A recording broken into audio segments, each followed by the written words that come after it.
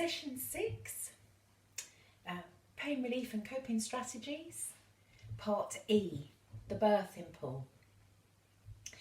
The birthing pool is a fabulous place to birth your baby in. Birthing your baby in water is great. We've already mentioned earlier on how good water is for pain relief, being in that bath initially at home, and we've already discussed how that when your body's submerged in water, underneath your skin is millions of sensory cells that when they're submerged in water work as a great form of pain relief, as good as the TENS machine, as good as massage. So we know being in water is good, and we know that the birthing pool is of course a lot deeper usually than your baths at home, and so therefore that means that more of you that could possibly be hurting is submerged in the water. So it's a great form of pain relief for you in labour, and also it's a great place for the baby to be born into, because as the babies are born, they're born into the water temperature, the water pressure they were inside of you. Mums often say, the baby's all right, they're all right. No, they're just chilled because they're coming out into the water temperature, water pressure that they were used to inside of you, with just their little heads peering above the water. Suddenly they say, oh, more space, how lovely, yeah? So actually, that's it's really sort of lovely and relaxing for them, as opposed maybe to the babies that are born on dry land. Of course, when a baby is born on dry land, it's been luxuriating at 37 degrees inside of you, comes out into the air temperature, which most of the delivery suite rooms, the air temperature is about 23 degrees, which for us feels quite warm. Yeah, feels really quite warm.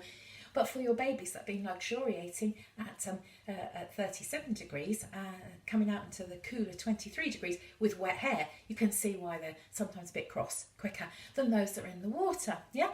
Also, of course, what you have to know about babies that are born in the water is that they're not going to take in half the pool on the way up, because they've got what's called an underwater diving reflex. So that means they've got a valve that goes across their lungs that stops them taking in half the pool on the way up.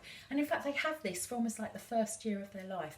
So it's this underwater diving reflex means that, as I say, they won't take in half the pool on the way up, but it means that as they're birthing, we don't really want to touch them as they're birthing, because we don't want to stimulate them in any way that might override that reflex. Yeah, and that means also when you're thinking about your baby's birthing in the water, that means that the pool temperature needs to be your body temperature, so as they come out they don't gasp. Yeah, so it's a lovely way for them to be born, and of course they get a bit of a wash on the way up. Yeah, as well as so you can be the first ones to reach into that water, bring them up onto you, and lovely, really lovely way for them to be born.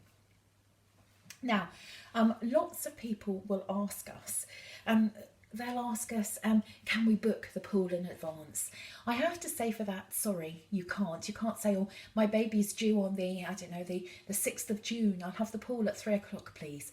Because we've already said that actually only about 4% of babies are born on the day you're expecting them to be born. So you couldn't really book that in advance. But the thing to do is when you speak to the midwife on triage, that's the right time to sort of say, oh, I'm interested in using the pool. And then, we'll know that then, and we can sort of plan for that a little bit, because sometimes people are, have birthed their babies and they're in the rooms afterwards having tea and toast and all the rest of it. And actually, if we know that someone else is waiting to use it, we can maybe move things along a little bit more so that you get that chance to use that pool. So people will often ask as well, how soon can I get into the pool? At what point can I get into the pool? We would say that the best time to get into the pool is in active labour. So any time from when that neck of that womb is open to that 4 centimetres, when you're having those regular contractions, wave surges that are coming about every 3 to 5 minutes, lasting a minute, taking your breath away, that kind of thing, yeah? But most of you don't come in to see us till that time anyway, so that kind of ties in usually quite nicely. But it means there's no sort of time limit for how long you'll be in the birthing pool for, so you could be in there for quite a long time, quite wrinkly, yeah? But we do get people to get in and out as well. Now, remember, we're keeping an eye on your temperature while you're in the pool, we're keeping an eye on the pool temperature itself, and we're listening into the baby, because those little, I think I already mentioned in the previous one, the little Dopplers that we use out in the community to listen into your babies, they actually are waterproof, so we can listen into the baby while you're in the water. But we will get you to get out of the pool and go and have a wee. And if we need to examine you internally, it's probably the most accurate, the easiest place to do it on dry land. If you were at home and you got out of your bath, you wouldn't get back in because it'd cool down and you wouldn't want to get back into it. But of course, because we're keeping an eye on the temperature so regularly, we can let some water out, put some more in, so it constantly remains appealing for you. So hopefully that you would want to do that and to get in and out of it. Of course, we've already just mentioned about dimorphine earlier on.